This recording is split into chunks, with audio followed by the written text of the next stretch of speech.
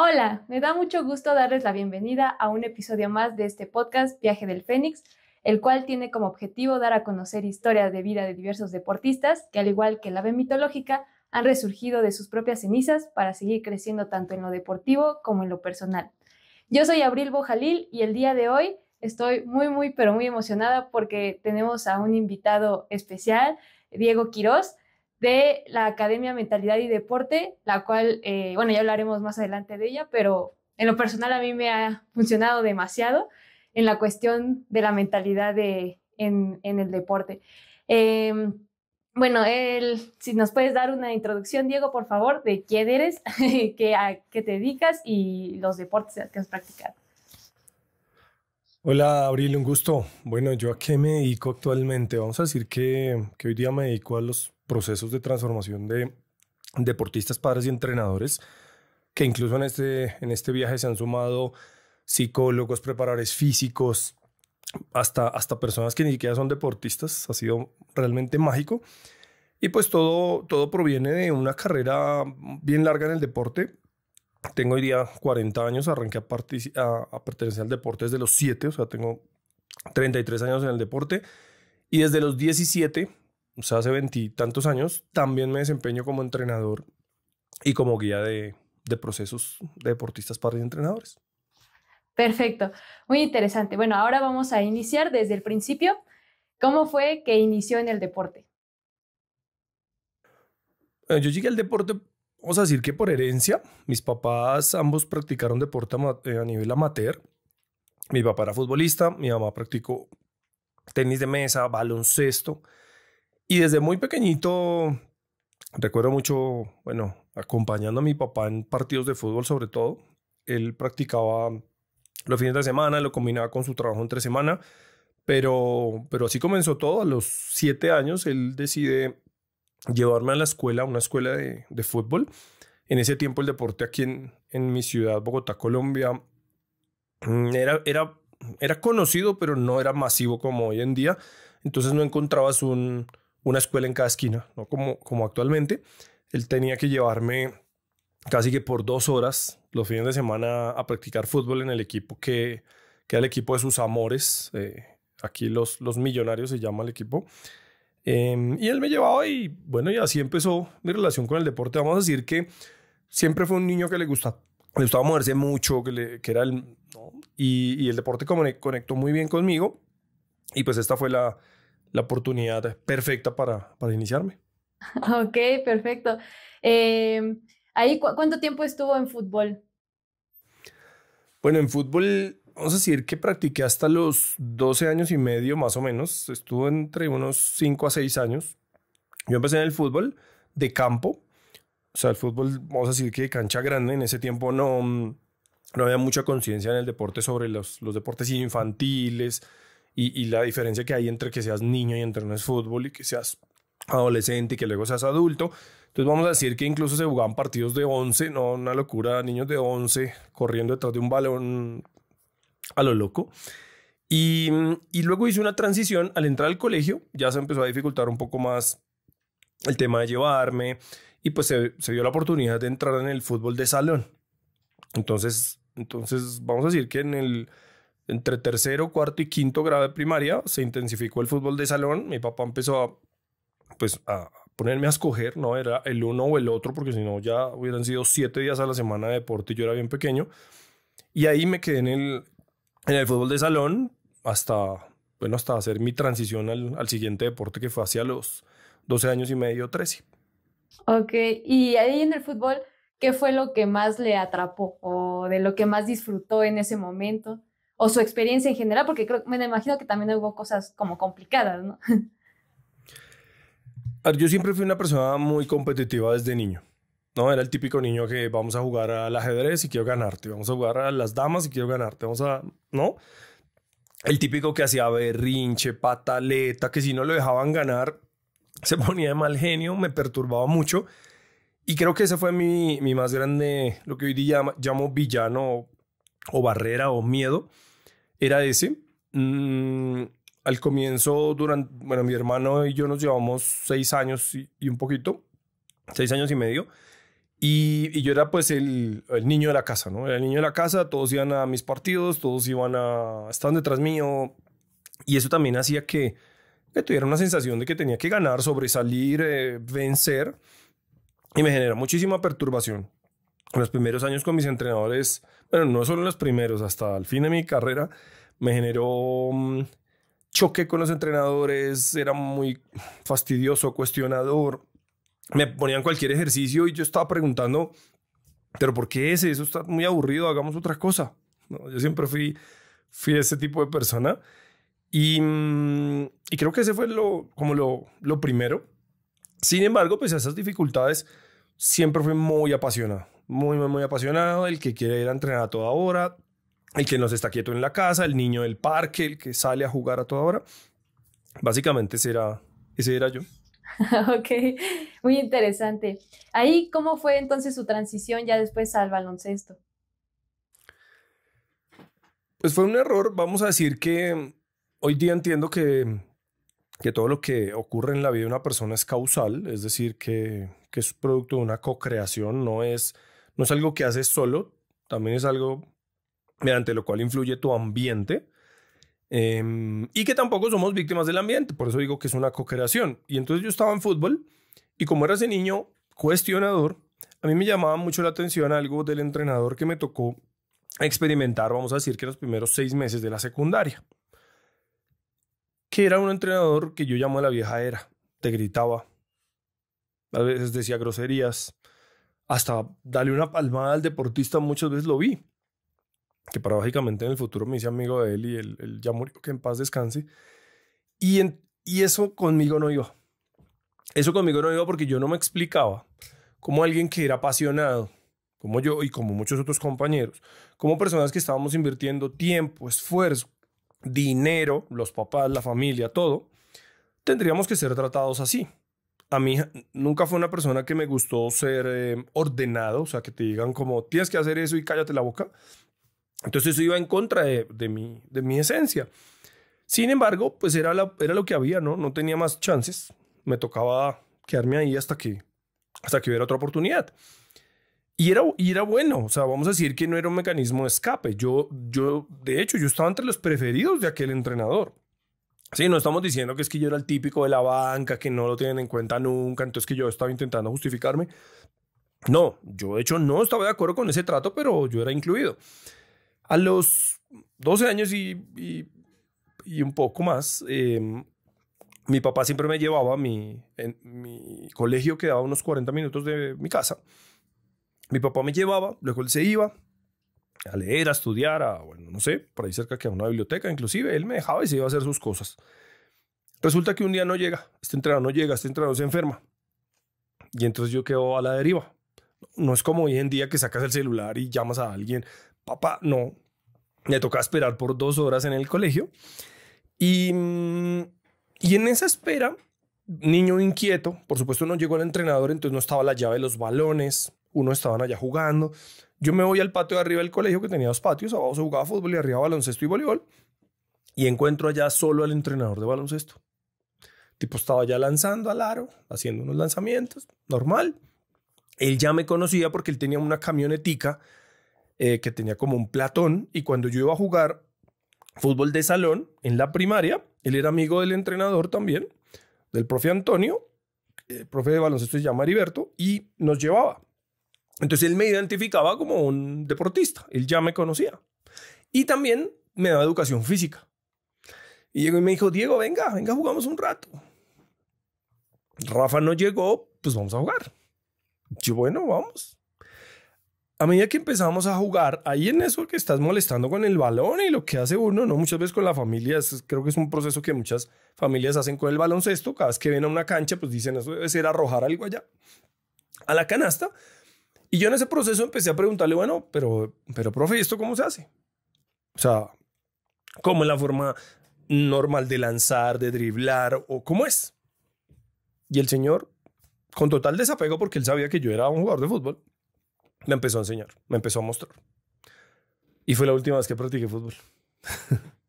Fue la última vez que practiqué fútbol.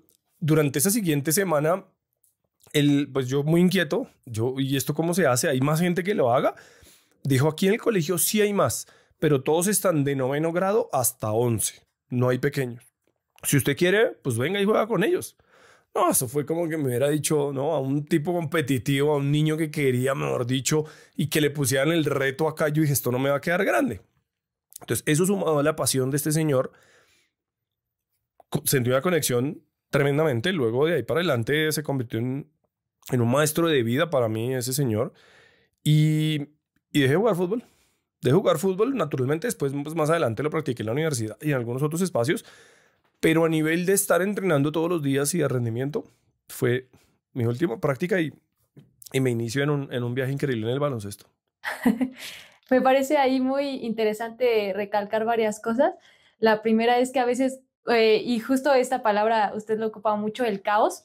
A veces cuando las cosas, nosotros planeamos una cosa, ¿no? Y no salen como queremos. En ese caso no había ido el entrenador y a veces pues toca esperar o muchas cosas. Y ahí en ese, entre comillas, caos o algo que no sucedió como planeamos, usted encontró algo que si no hubiera sido por ese día, quizás a lo mejor nunca lo hubiera llegado ahí, ¿no? Y esta parte como... No estaríamos acá, quizá. Exacto, sí, algo que pudo haber sido diferente ya cambia todo, ¿no? Y creo que también es importante esta parte de que a veces iniciamos el camino por un lugar y que creemos que ahí nos vamos a quedar para siempre, ¿no? Y creo que a veces uno va cambiando y va evolucionando y vamos encontrando nuevas cosas y creo que es importante hacerle caso a lo que vamos, nos va pues sintiendo esa conexión en el camino, ¿no? No estancarnos con, es que yo antes quería ser futbolista y pues por hacerle caso a mi yo del pasado, cuando a lo mejor en el presente ya te llama otra cosa, ¿no? Lo que pasa es que yo pienso que en el fondo la pregunta que no nos enseñan a hacernos desde pequeños va relacionada con quién soy, con quién eres, con al final esa búsqueda de cuál es. Porque fíjate una cosa, esto fue como canalizar una fuerza y una pasión que yo tenía dentro, que en ese momento se estaba dando a través del fútbol, que después se dio a través del baloncesto, que después a los 17 se dio a través de ser docente, ser profesor y ser entrenador, que hoy día se trata de hacer lo que hago, ¿no? Entonces, cuando todo el tiempo te estás haciendo esa pregunta, al final lo que empiezas a ver afuera son vehículos. Son formas de conectar contigo y de tener, comillas, la vida que quieres. Entonces, claro, entiendo lo que tú dices. Muchos dicen, es que yo tengo que llegar a cierta cosa, pero es que tiene que ser de esa manera y en ese deporte y en ese lugar y haciendo cierta cosa. Y encima nos atrevemos a decir que es que el camino tiene que ser 1, 2, 3, 4, 5. Pero ojalá funcionara así, ¿no? Sería un poco más liviano el viaje o de pronto sería hasta más aburrido, no lo sé. Probablemente, pero al menos en mi caso no funcionó así, fue bien caótico. Bueno, tan caótico así que estuve a punto de dejar el baloncesto muchas veces. No sé si en algún otro espacio me habrás escuchado esto, pero yo en todo ese proceso yo quería destacar. O sea, yo quería, entonces, pasos normales del sistema deportivo, deporte colegial. Entonces, ¿qué empezó a pasar? Mira como algo que me ha pasado toda la vida. No había equipo. En el colegio no había equipo, yo era el chiquito. Entonces no te dejan tampoco, en ese tiempo no te dejaban competir con los mayores. Entonces yo solo entrenaba. Y entonces imagínate un niño competitivo, solo entrenando yo como estaba. Ya estaba entrando en frustración otra vez. Entonces yo dije, no, vamos a construir el equipo. Empecé a hablar con todos mis amigos. Le dije a mi mejor amigo, le dije a los compañeros del salón. Y mi salón, y eran varios, nos convertimos en el equipo del colegio. Llamamos, buscamos a los altos junto con el profe, cuáles son los altos de este grado, y vamos. Y fue tal pasión que, para que tú te hagas una idea, obviamente en ese tiempo no habían tantísimos colegios que participaran acá en mi ciudad, que de por sí siempre ha sido bien grande, pero llegamos a ser tercer puesto a nivel de la ciudad con un equipo armado con el amigo del amigo del amigo, ¿no? Y en ese proceso siempre entonces fue, ok, ya fue hasta aquí, ¿y ahora qué sigue? Y ahora que sigue, y ahora que sigue, y ahora que sigue, como siempre andamos en el deporte, como digo, que es un juego infinito. Y ahí un día aparece vamos a decir que un desafío, como lo fue toda mi adolescencia, que fue el desafío para conectar con las niñas. Bueno, yo de hecho tenía antes un desafío de conectar con las personas. Yo en el tema del movimiento y todo esto, pues me desenvolvía como pez en el agua. Pero a mí me costaba hablar. Yo iba, para ir a una tienda, tenía que venir otra persona y pedir lo que iba a comer y si no yo me ponía rojo, me paralizaba, me bloqueaba. En las exposiciones del colegio, ni se diga, yo evadía, yo era el alto, comillas, cargaba la cartelera. No, ese era yo. Yo no... Y otro grupito del mismo salón jugaba voleibol. Cuando yo empezaba a verlos a ellos, empiezan a relacionarse con otras muchachas. Con muchachas. Mi colegio era masculino. Con muchachas. Encima, imagínate, el colegio era masculino, peor. El ambiente tampoco me ayudaba mucho. Y yo digo, no, venga, yo necesito estar ahí en ese grupo. Fíjate que otra vez nuevamente buscando canalizar villanos y cosas. Y me conecto y eso me conecta al voleibol. De una manera tan profunda que empiezo a dejar, a los 15 años empiezo a dejar casi al lado el baloncesto. O sea, ya llevaba un proceso de 2, 3 años. Incluso me habían preseleccionado a una selección de la ciudad y me convocaron, me llevaron a un torneo nacional como, básicamente como asistente del aguatero porque no jugué nunca, ¿no? Regresando de eso y de esa frustración, porque fue frustrante para mí, juego voleibol. Y ahí dejo el apago, mejor dicho, yo ahí apagué el baloncesto hasta el nivel de ir solo a los partidos. Solo a los partidos. Eso fue temporal, pero llegué hasta ese nivel. Sin embargo, aquel profesor también me supo guiar, me tuvo paciencia, ¿no? En ciertos momentos me quiso botar del equipo de baloncesto. Encima, calcula, yo era un líder, era un referente para todos, pues ¿qué empezó a pasar con los demás? También se empezó a crear distracción. Al final de eso, y pese a que casi lo abandono, termino haciendo las dos, ¿no? Termino haciendo las dos. De hecho, recuerdo mucho que en un torneo nacional intercolegiado coinciden los dos deportes. De hecho, jugamos la final en baloncesto. Mírate esto que me pasó tan curioso. Yo jugaba el tercer y cuarto puesto en voleibol. Lo estaba jugando. Y tenía el tiempo justo para la final de baloncesto. Yo recuerdo como si fuera ayer, en el mismo colegio, atravesando un colegio que era inmenso acá en Bogotá, atravesando el colegio de lado a lado, corriendo para salir del partido de voleibol al partido. Por supuesto, todos me querían matar. O sea, todos decían, oiga, sí entendemos que a usted también le gusta el voleibol y lo que fuera, pero usted cómo nos va a dejar acá botados. Pese a eso, no sé, y no sé por qué, retornaba al baloncesto. Más adelante, un año después, entro también al tenis de mesa. Entro al tenis de mesa producto de una temporada invernal aquí en mi ciudad, que llueve horrible. Y entro al tenis de mesa. Obviamente ahí ya no cometí el error que había cometido, que era desligarme completamente del otro deporte. Entro por ser un deporte indoor, un deporte, en mi colegio no había techo, ¿no? Este sí era un deporte indoor, entonces yo podía practicarlo. Entonces lo podía practicar en espacios que no se me cruzaban con baloncesto y voleibol. Y en ese instante me convierto en un atleta de alto rendimiento de 3 deportes. ¿Por qué alto rendimiento? Porque entrenaba todos los días. Entrenaba todos los días los 3 deportes, ¿no? Por supuesto, en mi casa me querían matar. Ya con un deporte era suficiente, ¿no? Dijeron, va a dejar botado el estudio, va a dejar no sé qué, y ahora cómo le compro la raqueta, los zapatos para el otro, el uniforme del no sé qué. Me querían matar, pero pues creo que fue lo que le dio muchísimo sentido a lo que hago hoy en día, ¿no?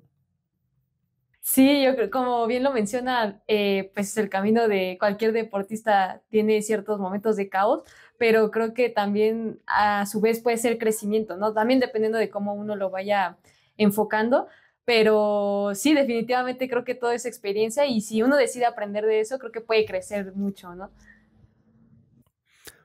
Y ¿sabes algo que a mí me gustaría rescatar sobre todo esa etapa?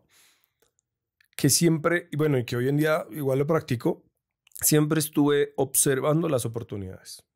Siempre. O sea, siempre fue como ok, sí, estamos aquí, pero ojo, porque puede haber un crecimiento. Y si estoy aquí, o sea, siempre dudar.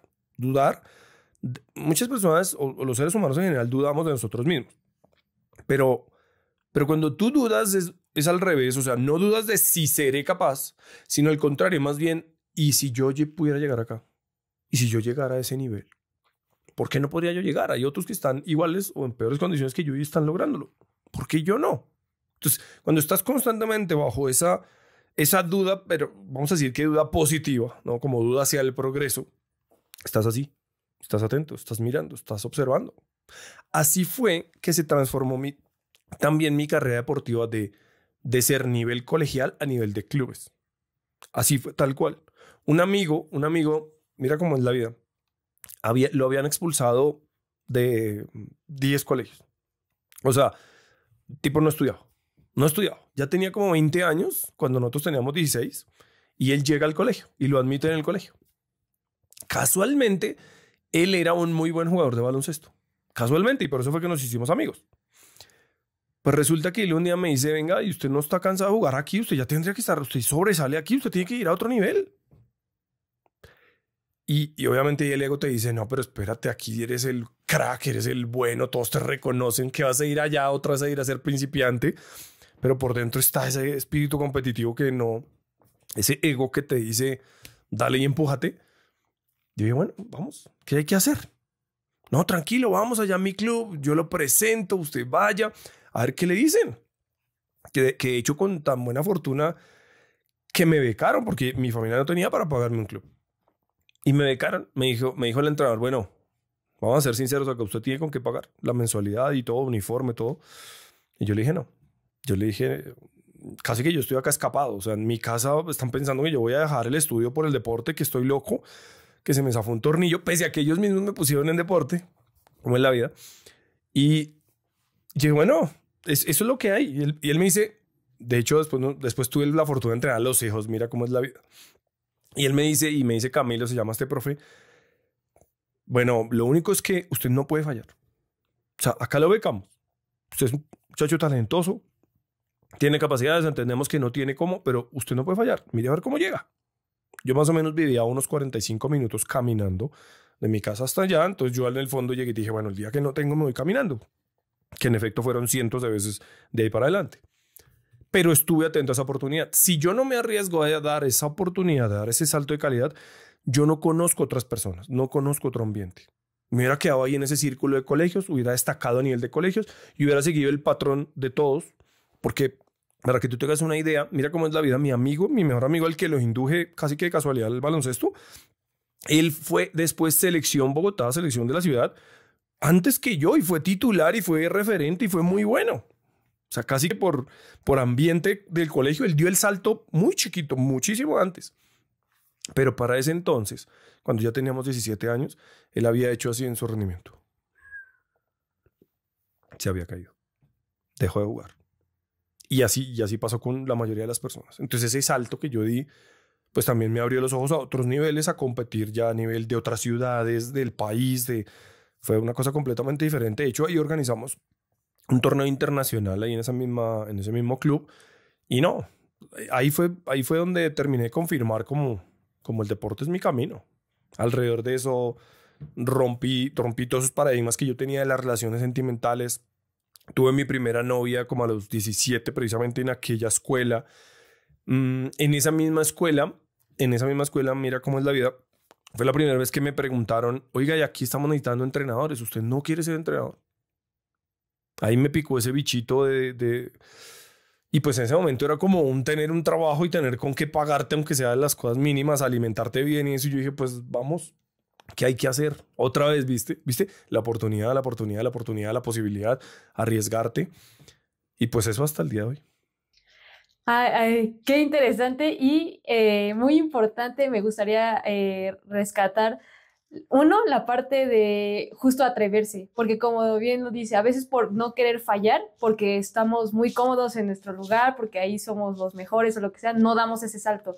Y algo que usted dice mucho y que yo comparto totalmente, que igualmente antes me costaba mucho trabajo asimilarlo, es que evitamos mucho el error o a veces el equivocarnos así, cuando eso es parte del camino y es lo que al final nos hace crecer. Creo que ya cuando uno avanza o pasa cierta parte del camino y voltea hacia atrás, creo que, bueno, al menos en mi caso, me he puesto a pensar que las cosas difíciles fueron las que me hicieron dar esos saltos y que si no hubieran estado ahí, yo me hubiera quedado igual en mi circulito, ¿no? Y hubiera sido diferente la persona a la que seguramente sería en este momento, ¿no?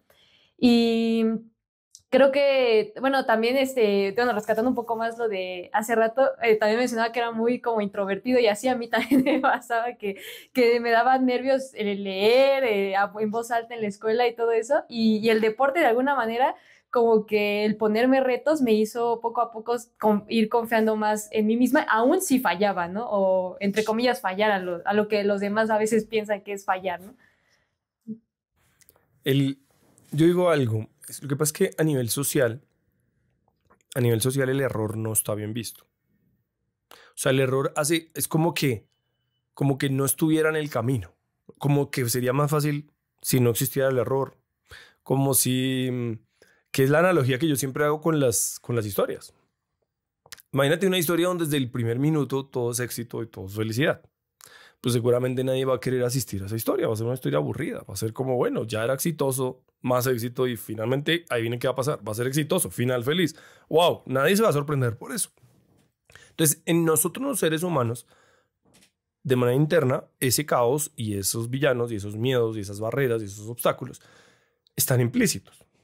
Solo que ahí es donde yo creo que viene el gran cambio de mentalidad, pero que tuve cuando conocí esta información que hoy día divulgo y profundizo, pero fue cuando yo entendí que cuando pequeños somos formados para dar gusto o para cumplir las expectativas o la manera de ver la vida de papá y mamá. Entonces, ¿qué ocurre? Que papá y mamá, si nos comportamos de cierta forma, nos aprobaron. Nos dijeron sí, va, bien, excelente. Entonces te sacaste buenas notas en el colegio, bravo. Fuiste ordenado, bravo. Tuviste, bravo. Saludaste y no sé qué, bravo. O sea, todo comportamiento aceptado por ellos era recompensado. Todo comportamiento que no fuera aprobado por ellos era negado. Entonces en ese momento empezamos a entender que la parte oscura, la parte del error, la parte no tan buena, no tan recompensante para tu cabeza, había que dejarla a un lado. Entonces, si tú te pones a mirar un niño o un bebé, vamos a irnos a los bebés, un bebé no tiene miedo. Al menos no de eso. Un bebé tiene miedo real, pero miedo a la muerte. ¿Cómo así miedo real y miedo a la muerte? Pues un bebé, por ejemplo, no tiene comida. Siente amenazada su vida, automáticamente llora. Pero un bebé está jugando, está manipulando algo, está mirando su propio dedo y no está llorando de la incertidumbre, no está buscando que alguien le diga lo estás haciendo bien o no pierdas el tiempo o ponte a hacer algo productivo. No, está desapegado a ese proceso. Entonces, yo creo que el gran viaje de trascendencia que después tenemos todos los seres humanos, y el deporte es algo que lo exponencializa, es ese entender que lo feo, lo caótico, lo no tan cómodo, lo incómodo, es el camino. O sea, es que ni siquiera durante mucho tiempo yo repetía, no, hay que aceptar el error porque hace parte del camino. Y yo digo, pero es que finalmente el camino hace parte de fallar. O sea, todo el tiempo estás fallando. No hay una manera. ¿Cómo sabemos que ganamos en el deporte? En el momento en que te entregan una victoria, un resultado, un podio, un ranking. Esa es como vamos a decir que la certeza de que estás en el viaje. Ok, de ahí para adelante fueron solamente ladrillos que construiste.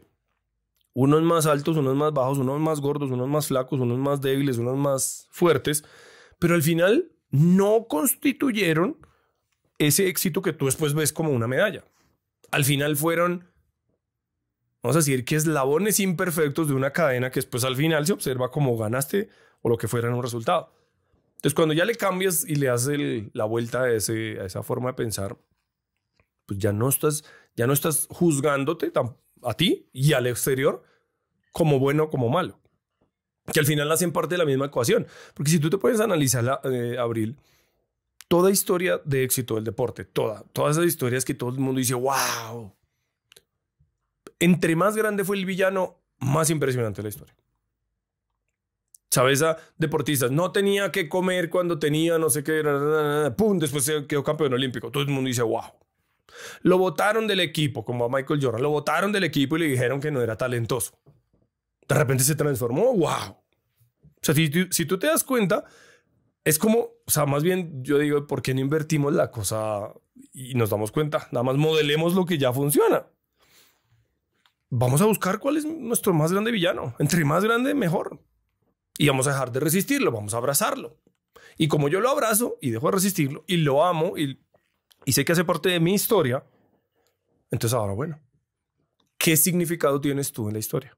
Entonces tú lo resignificas y cuando lo resignificas, ahí es donde Messi era pequeño, donde Michael Phelps tenía trastorno del déficit de la atención, posterior depresión cuando más grande.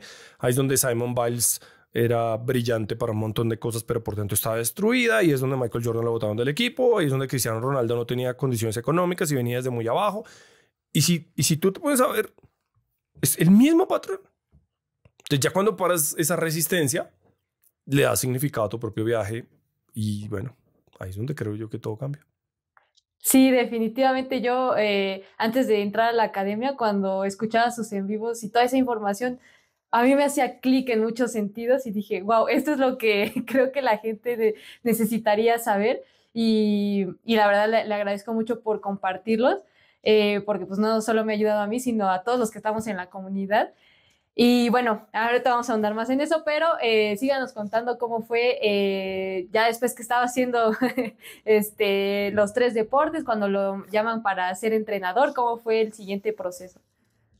Bueno, entonces gracias a a la convocatoria que hicieron en aquella escuela para formarnos como entrenadores, ellos empezaron a darnos como unas charlas. Que casualmente, para que tú te hagas una idea, aquellos entrenadores, ellos ni siquiera eran entrenadores profesionales. O sea, ellos se dedicaban a compartir por herencia lo que otros entrenadores mayores les habían transmitido a ellos y eso era lo que ellos compartían a sus estudiantes. Ellos no habían ido a la universidad, no sabían de entrenamiento deportivo, de fisiología, o sea, todo era una pura transferencia, casi que directa muchas veces, ¿no? Ni siquiera con ciertos cuestionamientos profundos. Entonces, se abre ese espacio. Yo voy incluso con mi mejor amigo, que hemos compartido muchos espacios. Incluso ese, ahí los dos también nos iniciamos como entrenadores. Y vamos, ellos nos pintan ahí, nos muestran unas cosas, nos dan unos videos. Así pasó. Todavía no había una clara oportunidad de ya dar el salto.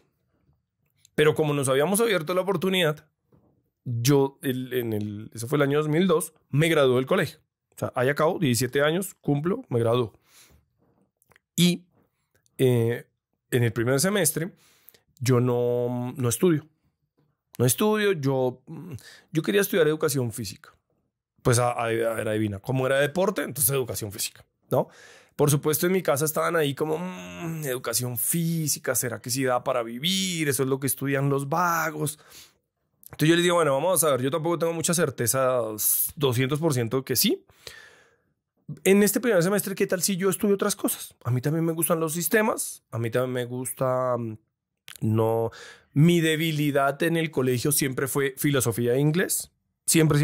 Esas fueron mis dos debilidades, filosofía e inglés. Entonces metamos a estudiar inglés a ver si por fin, ¿no? Que se veía como que en el futuro el inglés iba a ser importante.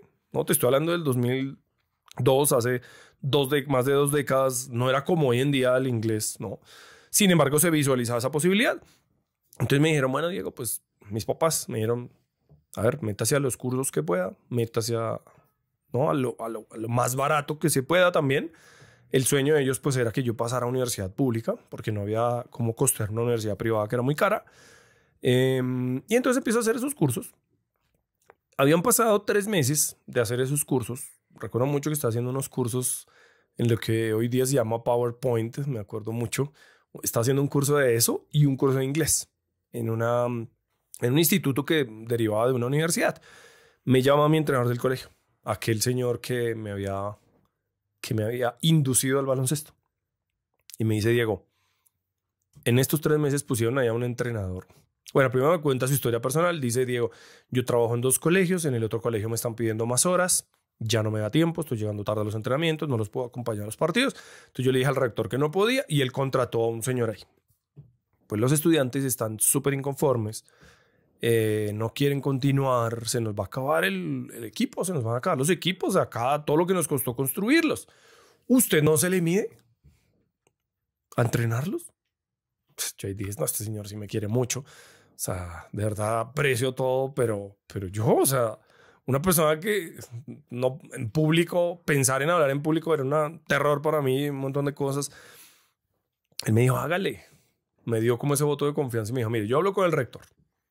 Porque yo dije, bueno, yo no he estudiado, o sea, tengo 17 años, tengo 17 y pico y voy a guiar a muchachos que tienen 16 y medio. Habrá alguno inclusive rezagado en el colegio que tenga la misma edad que yo. Ay, hágale. Yo le dije, entonces yo lo que pensé fue lo siguiente. ¿Cuál había sido mi más grande villano hasta ahora en mi carrera deportiva? Que yo no tenía recursos. Desde los 13 años a mí me ha tocado vender dulces, a mí me ha tocado después a los 16 caminar un montón alimentarme a punta de pan dulce o pan lo que fuera para poderme sostener, ¿no? Y eso me había pasado factura muchas veces. Para ir a los torneos eso era un problema, me tocaba pedir prestado, me tocaba pedirle a todo el mundo, rogarle a mi papá y a mi mamá. Y yo dije, bueno, y si trabajo y tengo algo de dinero, eso me permite nutrir mi carrera deportiva para tener mejores cosas, mejor alimentación, mejor transporte, mejor todo. Pues no pierdo nada, vamos a aventarnos, vamos a arriesgarnos. Y así comienza. Bueno, fue tal la fortuna que tuve, sobre todo en los 3 primeros años, que en ese proceso fue un crecimiento exponencial acelerado. ¿Por qué? Porque empiezo a dirigir los equipos, nos empieza a ir bien, no producto de lo que yo había hecho.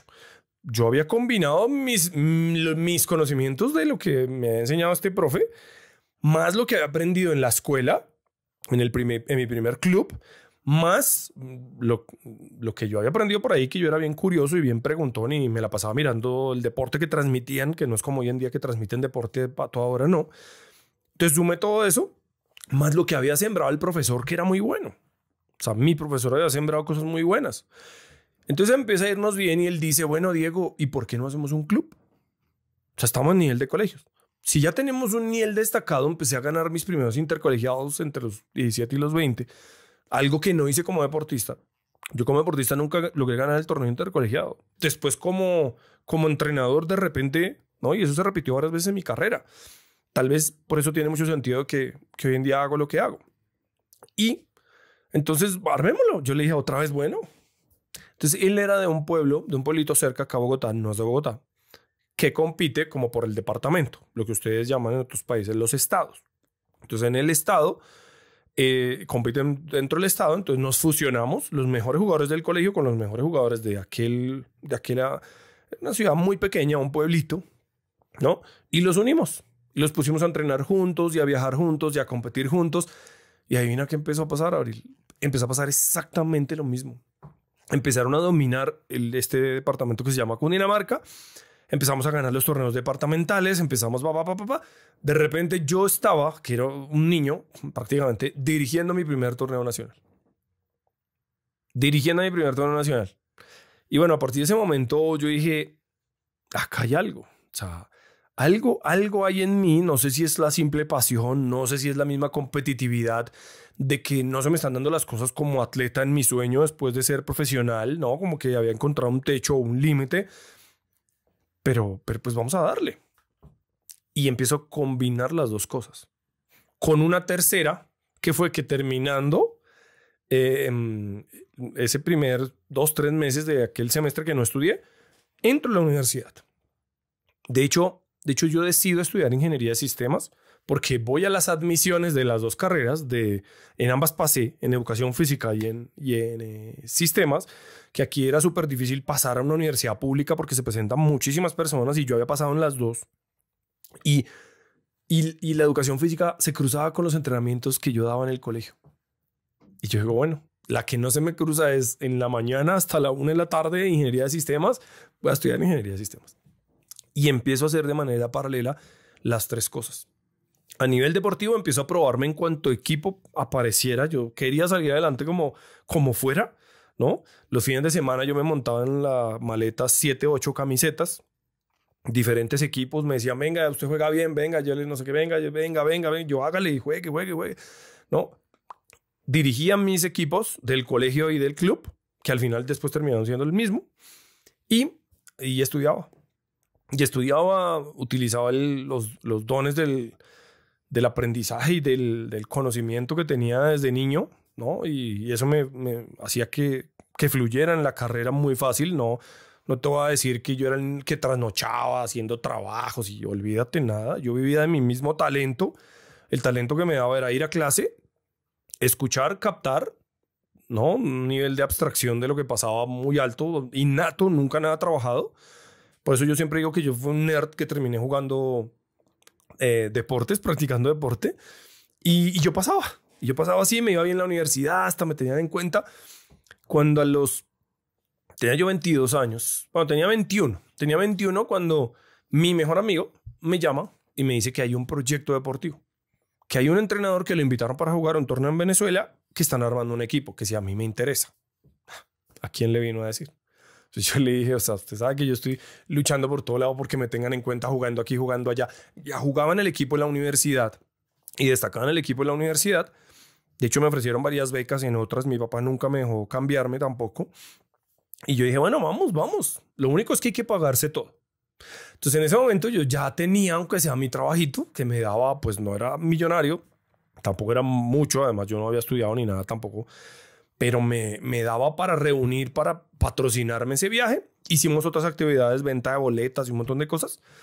Y eso fue la semilla de un equipo que le fue muy bien. Eso me permitió también desarrollarme muchísimo como atleta, como jugador, mucho, porque como nos consolidamos empezamos a competir contra los mejores del país.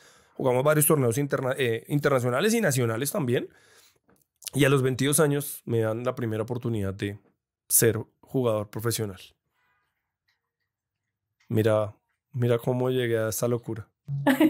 Y suena muy loco todas las actividades, pero yo creo que al final vale muchísimo la pena, ¿no? Todo, más que nada porque pues creo que también es la pasión que uno siente, ¿no? O sea, seguir eso, sí, obviamente pues es complicado, pero creo que en el fondo uno lo disfruta también cuando es lo que uno eligió, ¿no? Como dice, ir por su propio camino más que el que nos digan los demás, creo que es de las cosas más importantes. Y de ahí, ¿cómo fue que entonces ya que empezó a llegar jugar en la profesional? Bueno, ahí se me vino encima todo el mundo, ¿no? Para dejar la universidad, empecé a aplazar semestres porque no me daba. O sea, hasta ese momento me daba y me tocaba, a ver, yo salía de mi casa a las 6 de la mañana, yo tenía clase en ingeniería a las 7 casi siempre. Salía a las 6 de la mañana, luego terminaba a la 1. De la 1 iba al colegio a dar mis entrenamientos, ¿no? Acababa mis entrenamientos 4 y pico de la tarde, me daba para comer algo rápido y me montaba en el bus por 1 hora y algo hasta el norte, donde entrenaba aquel equipo que te cuento, y salía como a las 10 de la noche. Y de las 10 de la noche al otro día así y así todas las semanas, ¿no? Sábado y domingo, partido con mis muchachos y lo que yo jugaba,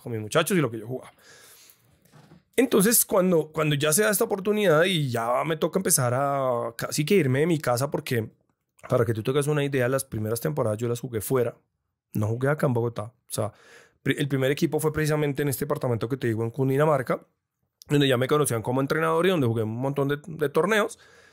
El segundo año fue en Cúcuta, que es muy lejos de mi casa. O sea, al menos Cundinamarca yo como que podía viajar 1 hora, 2 horas, estaba fácil a mi casa. Pero en el segundo no. 15 horas a Cúcuta, me tocó irme a vivir a Cúcuta. Entonces en ese momento me tocaba pausar la universidad, pausar el trabajo, pausar todo. No, en mi casa me querían matar. Dijeron, pues, o sea, usted no va a terminar la universidad, también la va a abandonar. Usted todo lo deja botado por el deporte. Vea, ya tiene un trabajo, cuídelo, que no sé qué, que... No, un montón de cosas. Y eso coincide. De hecho, hace un rato acabamos de liberar una de nuestras publicaciones. Ahorita, más adelante, si quieres, hablamos de eso. Donde precisamente explico que en el 2008 me voy al piso. En el 2008, que era mi segunda temporada, yo viajo a pruebas a Cúcuta. Quedo en más de 100 y tanto deportistas. Quedo el único que se gana un puesto en aquel equipo profesional fui yo. Una cosa loca, no. Hoy en día, si me preguntas si eso va a pasar 2 veces, no creo. Pero fui el único. Y además porque no era nada especial. O sea, lo que a mí me hacía especial es que yo estaba dispuesto a triunfar. Eso era lo único. O sea, no era el talento, no era la estatura. Yo mido 1,85 en un deporte donde el promedio es 1,90, 1,95, donde la contextura mía en ese momento era 70 kilos y la gente pesa 80, 90, 100. O sea, yo no tenía con qué. A mí me daba para nivel local, pero ya a un nivel profesional y sostenerte no me daba. Sin embargo, yo quedo, entraron en ese equipo no me dan chance nunca, o sea, fue el equivalente a cuando a los 14 años a mí me llevaron a la selección Bogotá. El aguatero del aguatero, o sea, mejor dicho, tenía que morir alguien para que yo entrara. O sea, y ni siquiera uno, o sea, te tenían que morir 7 para que yo pudiera entrar. Sin embargo, bueno, y encima, entonces yo entro en una frustración, peleo, hago mala cara, empiezo a llegar tarde a los entrenamientos. Pero en aquel año me dirigió también otra vez porque seguro vuelvo y te digo que fue una co-creación. Yo lo estaba buscando y se apareció la oportunidad. Uno de los más grandes entrenadores que ha dado Latinoamérica. Es un puertorriqueño que se llama Julio Toro. Casualmente en aquella ciudad casi que les toca empeñar todo, vender todo, pedir plata a las empresas, lo que fuera para poderle pagar. Porque era carísimo, había quedado, o sea, un señor que había dirigido en los Juegos Olímpicos, había sido el primer latinoamericano entrenador que le había ganado al equipo de los Estados Unidos, al Dream Team de LeBron James, que fue aquí un equipo de Puerto Rico que le ganó, fue la primera vez que le ganó un equipo latinoamericano. Había quedado campeón en Venezuela, en Argentina, en Puerto Rico un millón de veces. Sin embargo, lo trajeron. Yo no sé, y coincidieron las dos cosas. Y claro, yo estaba muy ilusionado porque yo decía, no, yo con él voy a triunfar y él me... ¿Qué va? El tipo, una vez conversando, de hecho, me dijo algo que, no sé, te marcan estas cosas para toda la vida, pero me dijo esto. Me dijo, Diego, yo no sé de usted como deportista dónde va a llegar. Entonces de repente yo le dije, no, ya este señor que me está diciendo, está justificando que me tiene en la banca. Me dijo, pero lo que yo sí le puedo asegurar a usted es que usted va a ser un gran entrenador. Eso me dijo ese señor. Y al mismo tiempo, meses después, gracias a mi mala actitud, gracias a cosas que también pasaron en el equipo, me botan, me echan. Me echan del equipo, me mandan para mi casa. Me acuerdo tanto, se acabó la temporada regular y nos íbamos para los playoffs. Yo todavía guardaba la esperanza con que me dieran 1 minuto o 2 a ver si algún equipo me veía y yo continuaba mi carrera. Y me botan. Yo entro en depresión, llego a mi casa, me encierro en el cuarto. En ese tiempo no te podías mostrar vulnerable. A ver, yo era Diego Quiroz, el jugador profesional. ¿Cómo va a estar llorando por su decepción? Nadie me podía ver. Entro en depresión, no quería ni comer, no quería nada. No quería nada.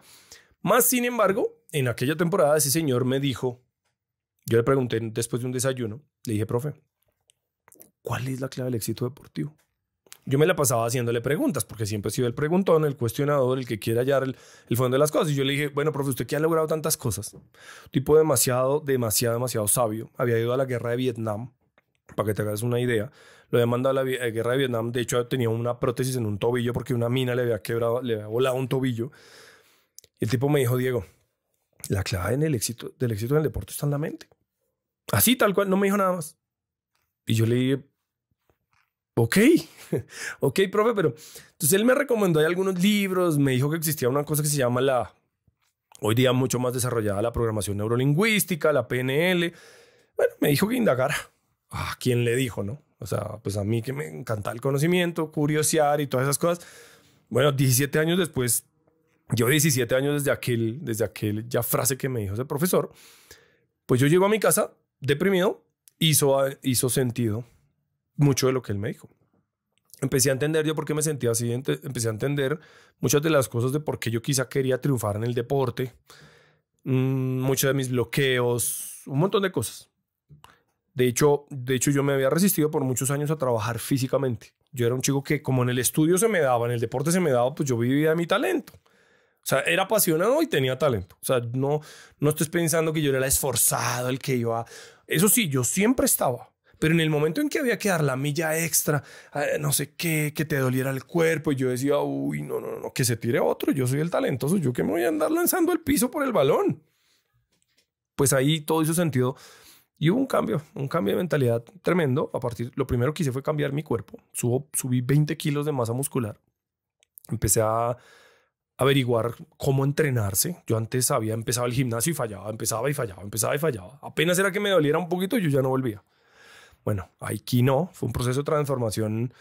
Te voy a decir que hoy día miro para atrás y parece que estuviera hablando de otra persona, ¿no?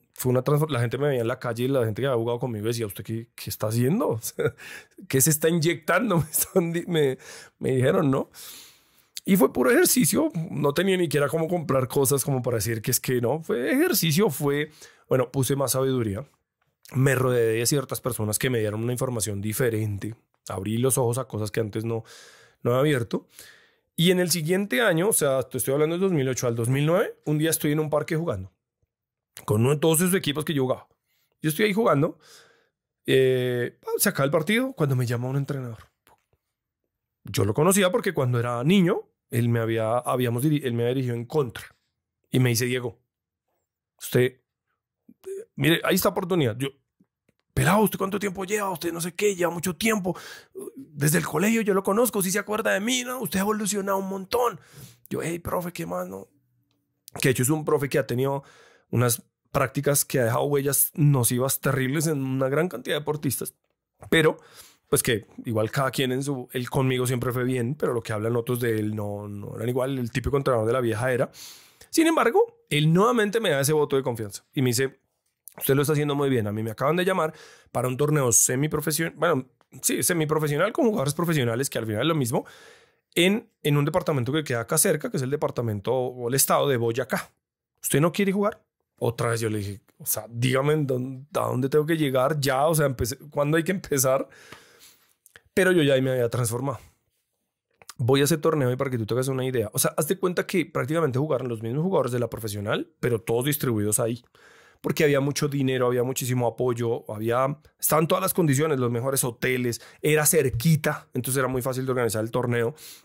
Y yo juego por una pequeña ciudad que se llama Duitama, y en medio de que habían americanos, habían venezolanos, habían colombianos, estaban los mejores, quedamos campeones, queda mi equipo y quedó mejor jugador. O sea, pasé del año anterior, era el aguatero, del frustrado, el deprimido. Pasamos a quedar campeones y de ahí en adelante, desde el 2009, ese año firmo con el equipo de ahí de Boyacá, porque obviamente ellos también querían reclutar a los mejores que participaban en ese torneo. Firmo ahí y arranca un proceso de evolución que si bien te digo, los siguientes años me costó llegar a estar como en el top del país. No, estaba muy lejos. O sea, la realidad es que estaba muy, muy lejos. Mi primer cambio fue físico. Ya después tuve que mejorar a nivel técnico, me tocó cambiarme de posición, de rol, de un montón de cosas. Pero lo más difícil ya estaba hecho. Y de ahí en adelante hasta el año 2015 completo, 10 temporadas como jugador profesional consecutivas, terminando ya en la última, incluso fui el anotador. Alguien que era recontra promedio y menos que el promedio terminó siendo por más de la mitad del torneo el anotador de toda la Copa Profesional, logrando contratos, logrando reconocimiento, entrevistas, un montón de cosas que que ni en el caso más optimista pensé que me iba a ocurrir. Ahí quiero hacer énfasis en una de las cosas que mencionó, que era que cuando había tenido esta parte de la depresión, que estaba mal visto como el mostrarse vulnerable, y creo que es algo que también ha mencionado y que igualmente comparto, que, bueno, siento yo, afortunadamente ya está cambiando un poquito más, pero aún así todavía se conserva eso de que cómo vamos a llorar, cómo vamos a expresar nuestra frustración, nuestro enojo, y cuando uno se lo guarda es de las peores cosas que creo que nos podemos hacer a nosotros mismos, ¿no? Porque, digo, obviamente hay que saber gestionarlos, no vamos a ir nada más así, expresándolos, dañando a los demás, pero sí hay que ponerles nombre, ¿no? Y decir, sí, me siento frustrado, me siento triste, me siento de esta manera, llorarlo si es necesario, porque es muy liberador. Y al final creo que, bueno, a mí, en lo personal, cuando saco esas emociones, es más fácil poder ya después encontrar como una solución o poder decir, bueno, ahora, ¿qué voy a hacer? Tomar acción, ¿no? Pero cuando me guardaba esas emociones, como que me estancaba ahí mucho tiempo y se me dificultaba más ver como los otros caminos o las otras oportunidades que se podían tomar a partir de cierta dificultad. Y bueno, creo que es algo que en el deporte es muy importante visibilizarlo, ¿no? Está bien mostrar esas emociones, no nos hace débiles, como muchos suelen pensar, ¿no?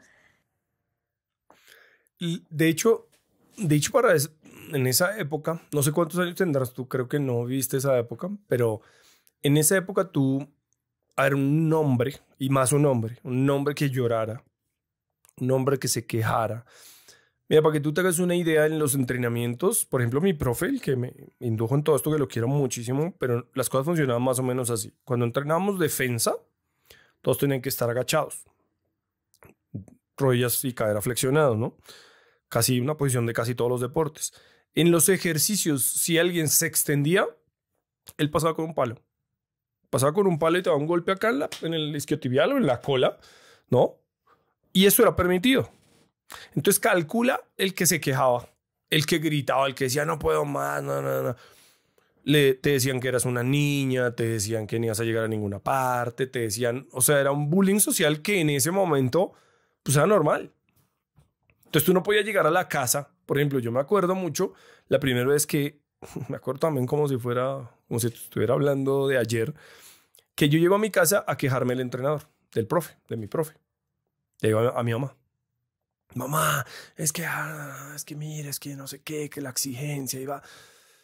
Y mi mamá me dice, entonces sálgase y deje de llorar.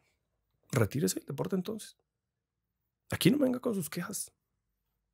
Él es el entrenador y como él es el entrenador, él sabrá qué es lo que hay que hacer. Cuando usted sea el entrenador, usted tomará las decisiones. Ahora las toma él.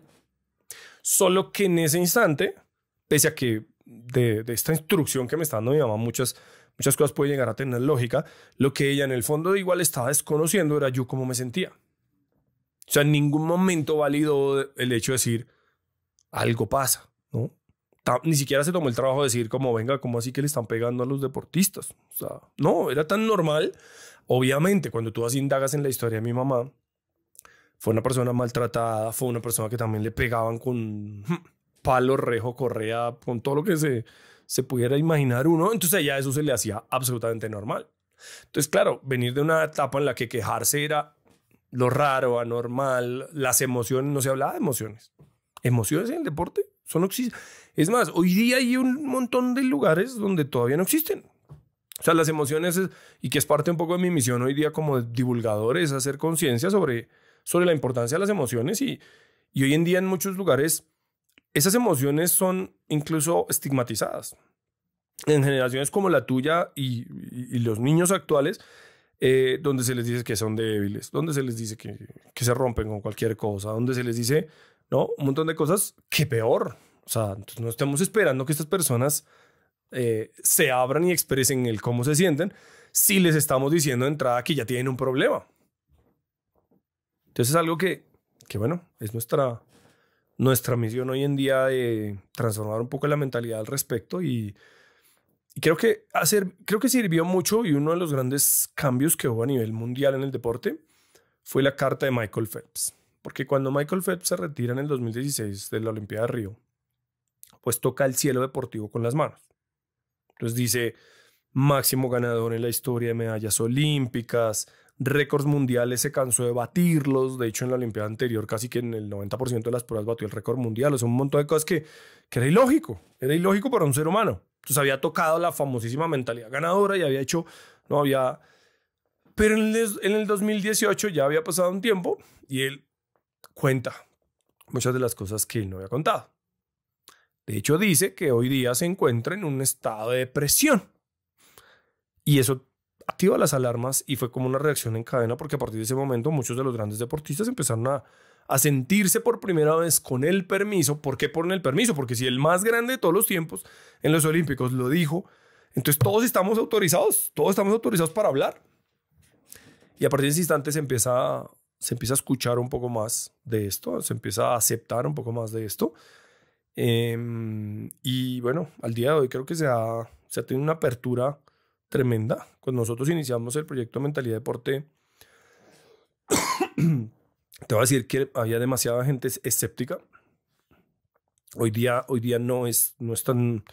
Es más, hoy día la gente llega preguntando y la gente quiere educarse, quiere formarse, quiere evolucionar en ese sentido. Pero es un proceso que seguro va a tardar muchísimo tiempo. Que cualquiera creyera, mira cómo es esto, cualquiera creyera que en países muy avanzados a nivel deportivo, como Estados Unidos o países europeos, esto ya era el pan de cada día. O sea, que ya tendría que ser completamente aceptado. Y uno de los ejemplos más grandes nos lo dio en la anterior Olimpiada, bueno, no en la anterior, sino en la anterior, Simone Biles. Esta gimnasta que luego de un montón de procesos de presión, de un montón de cosas con las cuales ella no estaba de acuerdo, con tener que satisfacer los intereses de las grandes marcas y los patrocinadores, ella revienta y se retira.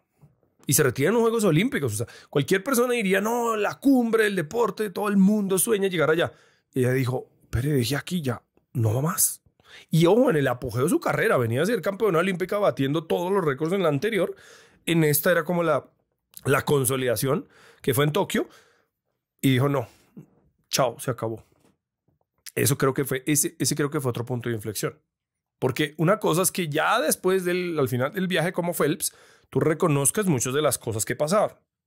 Pero ahora que alguien en su plenitud llegara y lo expresara a nivel mundial, rompió, bueno, muchas barreras para tantas personas que se sentían reprimidas en expresar que no se sentían bien pese a que afuera estaban logrando resultados deportivos.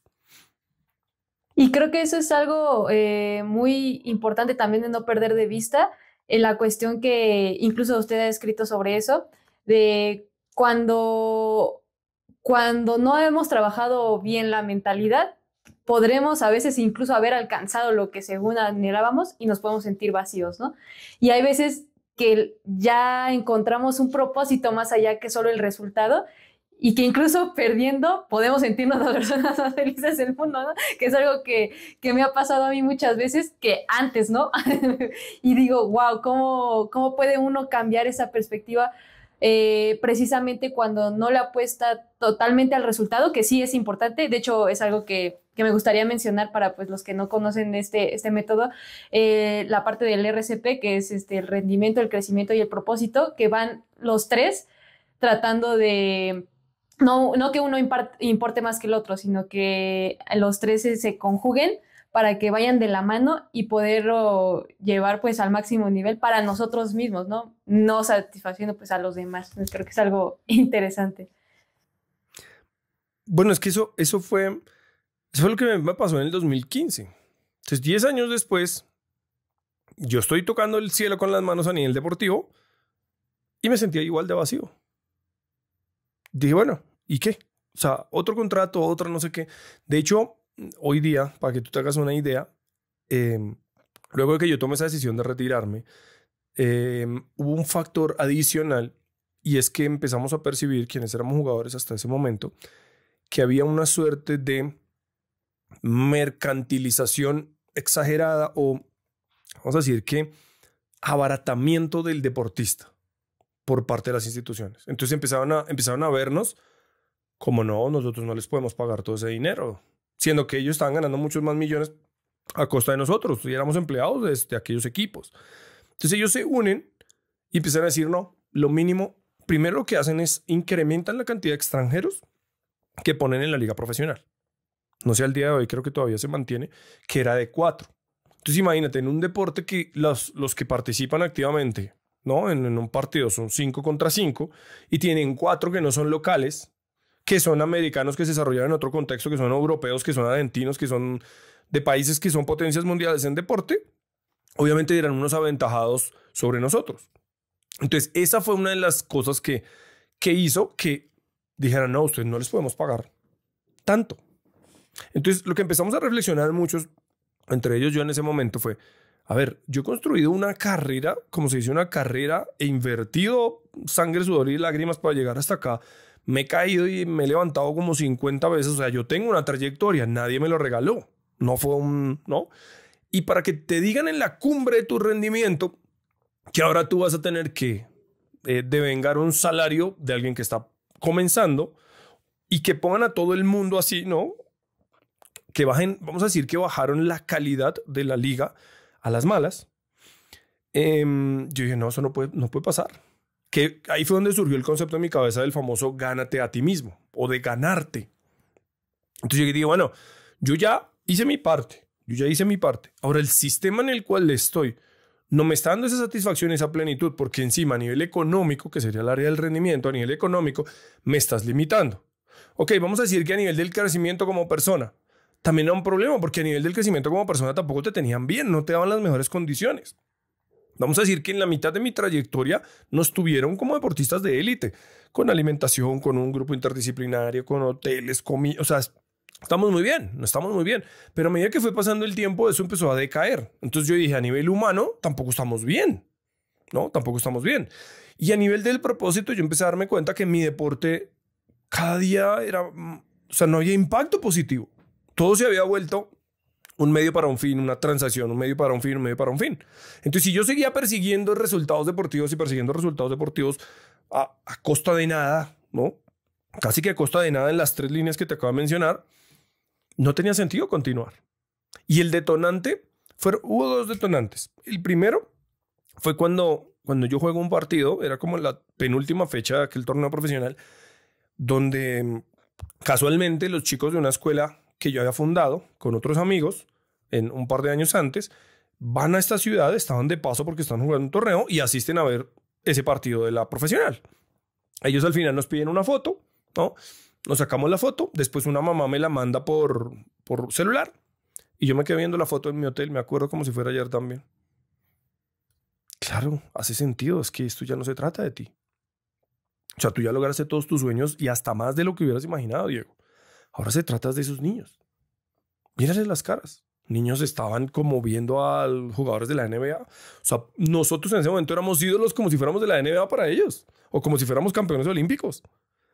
Y yo dije, aquí sí hay un propósito real. Aquí sí hay un desafío real. Se termina esa temporada y me llama el equipo que quedó campeón en aquel año. Y me dice, Diego, me parece impresionante donde usted ha llegado, me parece... O sea, nosotros conocemos todo su proceso desde donde arrancó hasta donde va. Nosotros queremos que usted haga parte de nuestro equipo. Quedamos campeones y vamos a fortalecer el equipo para repetir el campeonato y papá. Y yo dije, bueno, wow, ¿qué hay que hacer? ¿No? Y de repente me ofrecen algo como, recuerdo yo que era como la mitad del salario que yo tenía en ese año. Entonces yo les digo, pero a ver, ustedes quedaron campeones. Yo sé que por ser campeones van a tener presupuestos gubernamentales, las empresas van a querer estar con ustedes, o sea, 1000 cosas y tú me estás... Y me dicen, sí, lo que pasa es que eso es lo que ahora vale un jugador colombiano. No, cuando me dieron eso, yo que... De hecho, a mí me tocó ver en todo el proceso el maltrato a muchos de mis compañeros que les decían eso. ¿Tú qué pides para jugar? Bueno, personas que ya apenas están empezando el proceso. No, muchos de ellos incluso decían, no, profe, a mí deme la camiseta y ya. O sea, la camiseta y ya. O sea, es como que a un abogado o a un ingeniero que ha dedicado toda su vida a estudiar una cosa, le digan, le pago lo del bus, no, le pago los transportes para que usted vaya y vuelva. O sea, ni respeto. Me tocó verlo muchas veces. Entonces yo en ese momento dije, no hay un futuro de impacto ni en mí como persona ni en mi deporte. O sea, no hay rendimiento, crecimiento ni propósito acá. Vamos a trabajar solamente por esos muchachos. Entonces, obviamente, yo ya me venía desarrollando como entrenador, pero en el momento en que dedico full todo mi foco y toda mi atención solo a ser entrenador, porque antes mi atención estaba dividida entre ser estudiante, ser deportista y ser entrenador, cuando me dedico full a entrenar con niños, jóvenes y adultos, porque trabajé con todos durante mi carrera, fue ahí. Y ese fue el gran cambio. Para que tú tengas una idea, en la liga profesional de hoy en día, bueno, la han armado, cada vez es peor. Ayer vi una transmisión porque me salió en YouTube. Yo estaba dentro de YouTube y me salió una transmisión en vivo del torneo profesional de acá. A ver, Abril, habían 20 personas en el Coliseo. 20 personas Entonces, obviamente, en el deporte siempre nos pasa. Después recogemos ¿qué? Lo que hemos sembrado. Lo que hemos sembrado, nada más que no nos damos cuenta. Y ahí también fue un gran punto de inflexión para mí, porque yo dije, bueno, yo voy a sembrar. Como esto ya no se trata de mí, sino que los resultados que obtengamos es como que va a ser el fruto del trabajo de todos y al final van a ser la consecuencia natural de que hagamos las cosas bien. Entonces pongámonos a hacer las cosas bien. Ahí en ese año, en el 2015 incluso, entro a la universidad, ahora sí a estudiar profesional en entrenamiento deportivo. Entonces dije, bueno, entonces vamos a profesionalizarnos, vamos a ver qué es lo que yo no sé que tengo que aprender, me voy a fortalecer, me voy a estudiar acá. Empecé a ir a campamentos, a clínicas, a ta. Y ahí fue también un punto de inflexión en mi carrera como entrenador, porque también de un salto de calidad, porque tuve más foco, porque ya no tuve tanta distracción. Me saqué el lastre de ser el jugador, o sea, el que yo tenía que estar jugando y viviendo para los patrocinadores y para los equipos y produciendo, y paré de producir, me enfoqué. Y también muchas cosas cambiaron, que creo que fue la semilla de lo que hago hoy en día. Sí, bueno, ahí también, es que bueno, todo lo que dice es muy importante, muy interesante. Porque sí, efectivamente a veces encontramos el propósito cuando ayudamos a los demás, ¿no? Y creo que, digo, también a uno mismo, pero cuando son ambas partes, cuando se ayuda a uno mismo y también a los demás, creo que adquiere otra perspectiva también, el poderle eh, dejar a otras personas una huella positiva, creo que es algo muy gratificante porque creo que a la vez se vuelve una cadena positiva porque también hemos recibido ayuda de los demás, ¿no? Entonces, como que retribuirla, a lo mejor no a la misma persona, pero a otras personas que vienen atrás de nosotros o de cualquier edad, sí es como creo que si todos pensáramos así, haríamos una mejor sociedad, no solo en el deporte, sino en todos los demás ámbitos, ¿no? En vez de estarnos poniendo el pie de, ay, es que tú te veo que estás logrando más cosas y te digo cosas negativas, ¿no? En vez de felicitarte, porque pues cada uno va trascendiendo sus propios obstáculos y generando sus propias victorias, que a veces incluso son de esas que casi no se ven, ¿no? Creo que en el deporte aprendimos lo que yo llamo, esa me la enseñó un gran dirigente que aprecio mucho acá en el país, que tuve la fortuna de conocerlo luego después cuando fui seleccionador, que me dijo, Diego, ¿usted se sabe la teoría del barrio? ¿Cuál es la teoría del barrio? Entonces él dice, primero que todo, hay lo que yo hoy día llamo el mundo ordinario, ¿no? El status quo, la normalidad de las personas. Es que quieren elevar su edificio destruyendo al de al lado. O sea, quieren que su edificio sea más grande, pero no construyendo su edificio, sino haciendo más pequeños a los otros.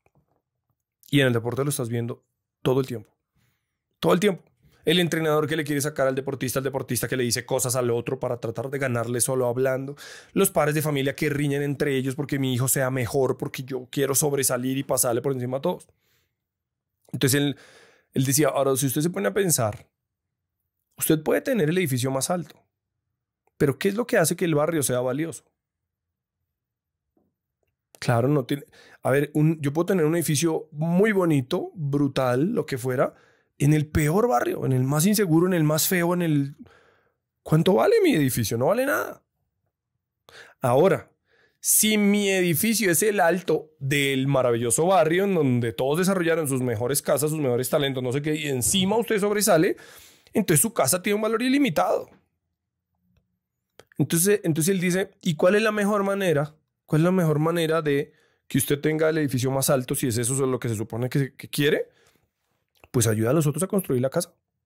Porque si usted coge su edificio que usted ya lo construyó y sabe de qué depende, que le salga bien, ¿qué pasa si usted contribuye con que los otros construyan la mejor casa posible? Pues que simplemente el barrio va a crecer y por añadidura usted va a terminar creciendo también. O sea, no hay manera que no. Su casa se va a valorizar al nivel que se valorizan los demás. Y cuando yo escuché esa historia, si ya me lo venía sacando de la cabeza, me lo termino de sacar, me sacó completamente el miedo a perder, a ver. El miedo a perder. Porque en el fondo, mi construcción desde niño y todo esto, a nivel familiar, a nivel social, era que yo tenía que demostrar que yo sí iba a ser capaz. Que yo sí podía, que yo tenía que triunfar a costa de lo que fuera y tenía que es el caso de muchos deportistas. De hecho, hay uno muy famoso que es el de Cristiano Ronaldo, que parece que intenta sacar la cabeza por encima de todo el mundo y entonces está el símbolo de ese esfuerzo de que tiene que ser a los golpes con todo y le tienes que pasar a todos. Y yo me saco el miedo a perder y nuevamente mi vida se transforma. ¿Por qué? Porque paro de dirigir, en ese caso ya dirigir muchachos, para lo mismo. O sea, para tratar de buscar el éxito, tratar de buscar... Porque de repente cuando tú empiezas a ayudar a muchos y muchos empiezan a crecer, eso usted te devuelve. Entonces tú ya empiezas a decir, entonces yo soy el entrenador, yo soy el crack. Y no, yo soy el mejor, yo soy acá el que saca los... Cuando yo me saco eso de encima, pasó una cosa brutal con mis resultados también como entrenador. Se exponencializaron. De una manera... O sea, no te imaginas. En un día estaba sentado dirigiendo en el torneo profesional. Yo no entendí cómo. Nada más que me dediqué y me desapegué de ganar o perder y me dediqué a hacer tan buen trabajo con mis chicos y con mis chicas y con mis muchachos, muchachas, adultos, dirigía de todas las edades, porque yo arrancaba entrenamiento los lunes a las 7 de la mañana y terminaba competencia los domingos a las 10 de la noche casi siempre. O sea, de 52 semanas que tiene el año, yo en 45 semanas del año tenía esa rutina. Cuando me despejo de todo eso, no, empiezo a ganar, empiezo a ser seleccionador, dirijo en profesional, los deportistas empiezan... Hubo incluso varios niños que así, casi que al chasquido de los dedos en 6 meses, ellos empiezan a jugar, se desarrollan y son seleccionados nacionales. De hecho, hoy día hay uno que viene de un contexto donde vamos a decir que no, lo habitual ni siquiera es ser deportista, sino ser empresario, ser otras cosas, que se le mete el hombre al deporte y hoy en día está en camino a no solo a ser jugador profesional, que seguro lo va a hacer, sino quizás ser uno de los primeros colombianos en la NBA, ¿no? Producto de que nos dedicamos a sembrar, desapegados del resultado, y ahí es donde surge la Academia Mentalidad de Deporte. Porque llega en la pandemia, y cuando estamos en la pandemia, pasaban dos cosas. Uno, yo dije, vamos a compartir todo el conocimiento.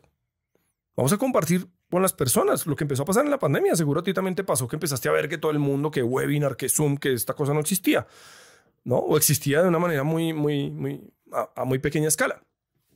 Yo digo, bueno, voy a hacer lo mismo. De hecho, lo vi en inglés, ¿no? Y en los americanos. Y yo dije, voy a hacerlo en español para mi deporte. Y empiezo a contactar al amigo del amigo del amigo del amigo del amigo. Cuando de repente Abril tenía gente hasta de otros deportes, tenía gente de talla NBA, Major League Baseball, Federación Brasileña de Fútbol, seleccionadores nacionales, NCAA de Estados Unidos, ligas europeas, seleccionado español. Abril, una cosa absurda. Entonces ya llegué y dije, vea sembrando todo lo que se puede llegar. Llegamos a tener 400 y pico entrenadores y compartimos ese proyecto. De manera paralela, yo trabajaba en un colegio internacional, paradójicamente en inglés, o sea, hablando inglés, que se supone que era mi debilidad. Y una vez, y un día entró a un Zoom a entrenar a los chicos y veo que el niño estaba un poco estresado. ¿Qué pasó? Se llama Cristóbal. ¿Qué pasó, Cristo? No, lo que pasa es que, espérate, Dieguito, que es que mi papá me llama. Bueno, de repente va, se sale ahí de la sesión, apaga la cámara. Regresa como a los 20 minutos llorando. No, que es que mi papá me regañó, me dijo que tenía que saludarlo, que yo por qué no me salía a la clase y le prestaba atención a él, que si es que el baloncesto era más importante, que le metió una terapia y el papá, ¿no? Entonces viene este niño llorando y yo ahí de inmediato percibo y me recuerdo mi época de entrenador, de jugador y todo. Y yo digo, acá hay una gran oportunidad, Abril. Porque además de que me pasó eso con ese niño, todos los entrenadores que yo había podido entrevistar, haz de cuenta que era un espacio bien parecido a este, ¿no? Todos tras bambalinas, o sea, fuera de grabación, me terminaban hablando algo de lo mental. Porque yo siempre les preguntaba, les hacía casi la misma pregunta que le hice a Julio Toro. Bueno, y usted que es tan exitoso y ha dirigido en no sé dónde, cuénteme cuál es la clave para usted. O sea, siempre buscando lo mismo. Y me decían cosas así. Es la actitud, es la disciplina, es el control de las emociones, es la fortaleza mental, es la confianza, es la motivación, es el propósito. O sea, ninguno me decía, no, fíjese, Diego, que es que lo que tiene que hacer es la técnica 44 y en la preparación física hacer un modelo de macrociclos de esta manera. No, todo tenía que ver con lo mental. Y por eso fue un espejo muy grande lo que me mostró ese chico en aquel Zoom. Y decidimos primero abrir un proyecto de mentalidad ni siquiera era de solo mentalidad, era capacitación integral para entrenadores. De hecho, unas entrenadoras de acá de Medellín, Colombia, me contactan y me dicen que nos asociemos y arranquemos. Inclusive le pusimos nombre para que te hagas una idea. El proyecto se llamaba Un Pase Más. O sea, ¿por qué un pase más? Porque la visión era colectiva, era de compartir, ¿no? Era lo mismo, una visión bien parecida a lo que hacemos hoy en día. Y yo dije, bueno, empezamos a contactar a todos esos entrenadores uno por uno. 0 entrenadores dijeron, vamos. 0 arrancaron. Estas señoras dicen, no, esto no va para ninguna parte. Y abandonan el proyecto y me quedo solo. Y obviamente en ese instante digo, bueno, ¿seguir o no seguir? Viste que todo el tiempo está el abandono ahí en la mitad. ¿Seguir o no seguir? En el 2015, ¿seguir o no seguir? O sea, siempre seguir o no seguir. Y dije, bueno, pues no pierdo nada. A ver, empezamos a regresar de la pandemia. Y dije, bueno, no pasa nada. Yo tengo mi trabajo en un colegio, en un club. Era seleccionador de Bogotá también en ese tiempo. Pero vamos a hacerlo a ver qué ocurre. Vamos a continuar. Empecé a hacer lives. Se conectaban 10 personas. La mitad de esas 10 o 20 eran estudiantes míos de presencial que querían ver las clases de mentalidad que yo daba. Empecé a entrevistar a muchos de los atletas y entrenadores con los que compartí en toda mi trayectoria, en lives en Instagram. Y hasta el sol de hoy, bueno, ya vamos para casi 5 años de aquel momento en el que, de hecho estaba revisando una de las conversaciones con una de estas muchachas de las ex socias, que fue en el 2020, cuando me contactaron para que iniciáramos. Ahí igual, justo lo que dice, porque todos hemos pasado por, no solo en el deporte, sino en nuestra vida cotidiana, pues en las que queremos abandonar y que dijimos, ya hasta aquí llegamos, ¿no?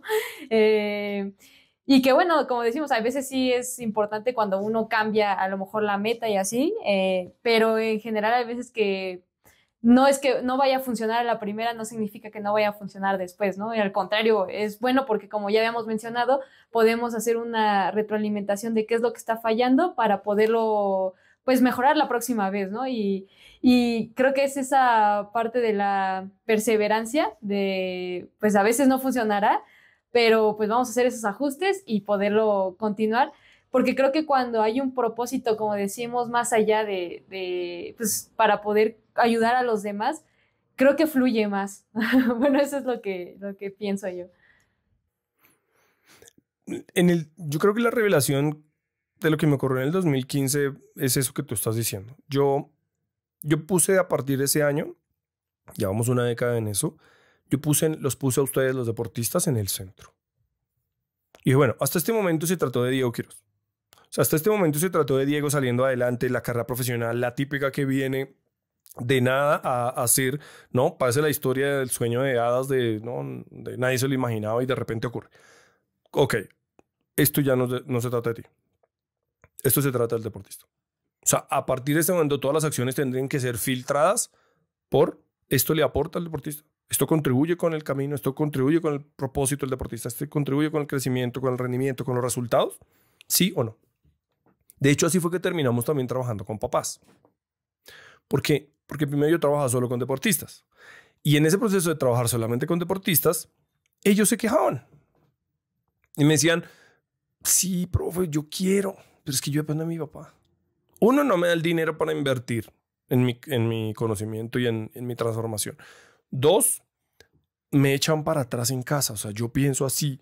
Incluso muchos que se invirtieron de sus ahorros para que fueron los primeros estudiantes de esta academia, dicen, pero es que yo llego a la casa y me lavan el cerebro y yo voy para allá y ellos me dicen, vaya para allá. No me dejan avanzar, no me ayudan. Y yo llegué y dije, pero es que finalmente la familia, y además también cómo se empezó a tornar la sociedad. Entonces la familia, demasiado importante como fuente de crecimiento, como la familia se volvió, y hoy en día se volvió, haz de cuenta que una especie de amortiguador para todo lo que está viviendo el ser humano, para las distracciones, los mecanismos ansiosos, la vida agitada. Entonces la familia terminó siendo como allá terminamos todos, ¿no? Entonces yo llegué y dije, si se fortalece la familia, se fortalece el deportista, se fortalecen todos y vamos a ver, de hecho ya lo venía experimentando por años en presencial. Porque en presencial yo, ¿sabes qué hacía? Yo me empecé a dar cuenta que los entrenadores odiaban a los papás. Los querían sacar de los entrenamientos. De hecho, yo seguro también pasé por esa etapa. Y aquí dije, yo voy a hacer lo contrario. Yo todos los entrenamientos voy a compartir muchos de estos mensajes que hoy día me escuchas, pero voy a hacer lo contrario, los voy a traer. Vengan, ¿quieren escuchar? Vengan. O sea, acá no hay secretos. Porque es que dentro del deporte también se tiene eso que es como un tabú, como que tienen que ser allá, como que ven, no te intrometas, no hay sea que me distraigas. No, al contrario, vengan. Así también empecé a trabajar con papás. Y cuando los papás empezaron a darse cuenta que los mensajes iban más allá, o sea, que aplicaban el deporte pero trascendían a la vida, también la conexión fue mayor. Entonces aprendí también que por eso es que no tendría que ser excluyente un resultado con el crecimiento y el propósito de una persona. Porque la típica mentalidad ganadora es como, Abril, tienes que ganar, tienes que superarte, tienes que llegar lejos, tienes que empujarle, échale ganas, disciplina, esfuérzate. No falles un día, a las 5 de la mañana, doble jornada, 7 horas al día. Correcto. Pero pregunta, o sea, eso tiene que ser, o sea, hay una O de por medio. O sea, es eso o quién eres como persona. Eso ¿O tu familia? ¿Eso o tu desarrollo humano? ¿Eso o tu salud física y mental? No. No, porque entonces, ¿qué sentido tiene? Y obviamente que mensajes como el de Phelps ayudan mucho a darle fuerza a esto que te cuento. Porque se dieron cuenta que aunque tienes todas las medallas, estás en depresión. Entonces la pregunta es, ¿valió la pena?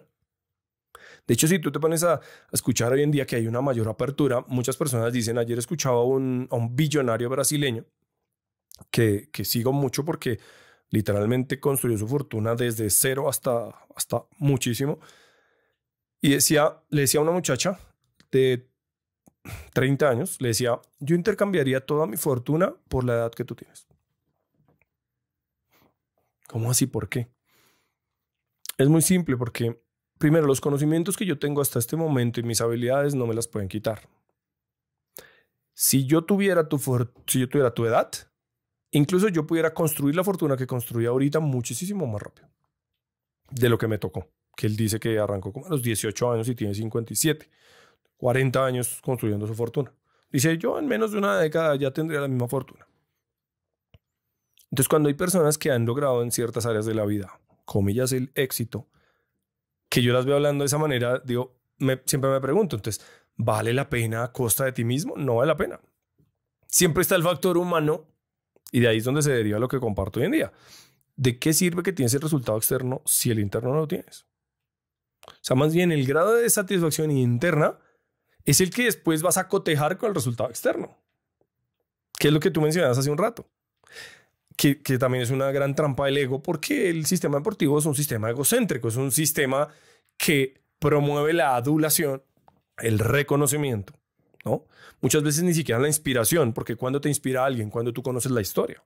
Pero si yo te dijera, Abril, mira, aquí está mi medalla de ser mejor jugador a nivel Colombia, mírala, aquí está. ¿Te sientes inspirada? Vas a decir, no, pues me parece muy chévere por ti, Diego, pero en cambio, hoy conoces un poco más de mi historia y la has venido conociendo, y aunque yo no hubiera logrado eso, tú a nivel ser humano dices, hay un background, hay una historia, hay una transformación. Ok, ese resultado hace sentido, wow. Eso es lo que en el deporte hoy en día no se muestra, porque todos estamos persiguiendo es la foto. O sea, todos estamos persiguiendo la medalla. Entonces se nos olvida lo que hay de ahí para abajo. No nos hace muchísimo sentido. Por eso buscamos atajos, por eso nos saltamos procesos, por eso hay corrupción en el deporte así y muchos otros mecanismos que cuando llegas allá arriba, nada más te vas a dar cuenta que te sientes igual de vacío y es como, o sea, tienes nada más que, como lo dice Eckhart Tolle en El Poder de la Hora, dice, lo único que cambia es el contexto. O sea, el desasosiego interno, la ansiedad que tienes por lograr, el no irte en las noches tranquilo a la cama, sino el sobrepensamiento, el que no te disfrutas la vida diaria, el que no disfrutas los detalles, no disfrutas tu familia. Lo único que cambia es el contexto. Entonces no lo haces en tu casa, sino lo haces en un hotel 5 estrellas en París. Eso es todo. No cambia absolutamente nada más. Y claro, vienen hoy en día varios deportistas que lo cuentan. Recientemente un tenista. Bueno, muchos otros que inclusive muchos futbolistas han tenido por primera vez apertura para contar cómo se sienten. E incluso otros para retirarse. No, retirarse sin problema. Ahí es donde dimensionas y te cuestionas el verdadero éxito. Y lo veo y lo experimento con ustedes todo el tiempo, es que son logrables ambas cosas, no son cosas excluyentes. Lo que pasa es que obviamente requiere... Mira que hoy, esta mañana estaba reflexionando sobre el famoso compromiso. Si tú te pones a pensar, es que vi una serie de videos de personas que hablan sobre programas virtuales, como lo que hacemos hoy en día, ¿no? Sobre programas virtuales. Entonces muchos empezaban a criticarlos, empezaban a decir que los cursos, y alguien les describía en los comentarios, pero es que ustedes no se han dado cuenta que finalmente lo que hace la diferencia no es a través de una pantalla o es en presencial, o lo que hace la diferencia es el compromiso que pone la gente. Porque decían, no, es que hay muchos cursos que la gente no los completa. O sea, los compra y no los completa. Eso ya lo sabemos porque, bueno, la Academia de Mentalidad de Deporte ha tenido más de 4.000 estudiantes. No es de un país o de otro país. Hemos tenido más de 20, hoy día 25 países, 30 y pico deportes. Ya perdí la cuenta porque se han agregado unos nuevos que me he dado cuenta en los últimos meses. Y no cambia de dónde eres, no cambia de cuántos años tienes tampoco. Porque hay niños que lo han logrado y hay adultos que lo han logrado, hay adolescentes que lo han logrado, los que están en los 20 también lo han logrado. Hay papás que lo han logrado, hay entrenadores que lo logran. ¿Cuál es la diferencia? La diferencia tiene que estás en la persona. Estás en la persona. Entonces, claro, obviamente que cuando tú ves en un vehículo como lo es hoy en día los medios digitales, por ejemplo, para a través de la experiencia mía, compartir información a las personas, ¿no? A las personas que van a terminar viendo esto, cuando te das cuenta que simplemente es un vehículo y es un medio, entonces, o sea, el medio al final no importa. O sea, el medio puede ser tú y yo conversando en la calle, puede ser tú en el próximo entrenamiento, o puede ser tú en las redes sociales compartiendo información. Al final no importa. Porque también nos metimos esa excusa. Entonces que las redes sociales finalmente son vehículos. ¿Cómo los usas? Es lo que hace la diferencia. Y todo a partir del compromiso que tengas, que yo creo que, y después de haber trabajado como docente con tantas personas, yo creo que tú no puedes ayudar a alguien que no se ha ayudado, Abril. Que no puedes ayudar a alguien que no quiera ser ayudado. O sea, tú puedes tener la intención, hoy en día el problema no es la información. Todo. Finalmente hay algo que la persona te va a poner una excusa. Y como seres humanos las excusas abundan. Yo lo que digo es, alguna persona que esté viendo esto conoce o admira a alguien que haya basado sus resultados en excusas. Que haya dicho, no, hay que ir a entrenar a las 5 de la mañana. Y te ha dicho, no, fíjate que es que yo estoy cansado. No, es que tiene que grabar videos en las redes. No, fíjate que es que yo le tengo miedo a la cámara. No, que es que, por ejemplo, en deportes como el tuyo, no, es que tiene que desarrollar la flexibilidad y la flexibilidad duele. Ay, no, fíjate que es que no, es que yo tengo una cosa que a mí me arden las piernas y no, yo mejor no. Nadie, ningún ser humano se siente inspirado o valora o admira a alguien que no haya afrontado, tolerado, resistido y superado algo incómodo. Nadie. Entonces yo siempre me planteo, si al final del viaje lo que tú quieres es esa trascendencia, es lograr rendimiento, es crecer como ser humano y sentir que aportas con algo más grande que tú, pues no te vas. O sea, la primera resistencia que vas a encontrar es en ti mismo. Ya el resto pues será parte del viaje, pero siempre es contigo. Siempre es contigo. Por ejemplo, nuestro querido deporte, de verdad, me llena de orgullo que tú estés haciendo esto que haces, porque ya lo he visto en varios estudiantes de la academia, es que el cambio somos nosotros. Por cada Abril o por cada Diego Quiroz, hay 1 millón de personas en este momento quejándose. El sistema deportivo no sirve, es que hay corrupción, es que mi entrenador no sabe, es que. Yo les digo, perfecto, maravilloso, conozco la realidad porque he estado toda mi vida en el deporte. Ahora, ¿tú qué estás haciendo para que eso cambie? O sea, cosas tan sencillas como maltratan a tu hijo. Perfecto. ¿Qué haces ahí? Ah, no, profe, fíjese que es que ahí es donde ganan. O sea, ¿me estás diciendo que estás vendiendo la integridad de tu hijo a cambio de una medalla? O sea, esos son los pequeños cambios. O sea, no es hacer proyectos gigantes ni... O sea, yo, por ejemplo, este proyecto, yo lo empecé pensando que iban a llegar personas, evidentemente, como llegaron desde el primer minuto, pero no que íbamos a ser virales ni exponenciales. Nunca pensé en eso. O sea, para que tú te hagas una idea, para mí llegar a 10,000 seguidores era una cosa utópica. O sea, yo decía, no puede ser. O sea, para que te hagas una idea de la dimensión de lo que terminó pasándonos gracias a esta visión que tú y yo probablemente compartimos. Ni siquiera la federación de mi deporte, donde fui profesional, que tiene miles, no sé cuántos, quizá varios cientos de miles tiene las personas o es seguida por las personas que nos siguen hoy en día. De un solo deporte, de un solo país, y que fue el deporte donde yo, ¿no? O sea, ni siquiera.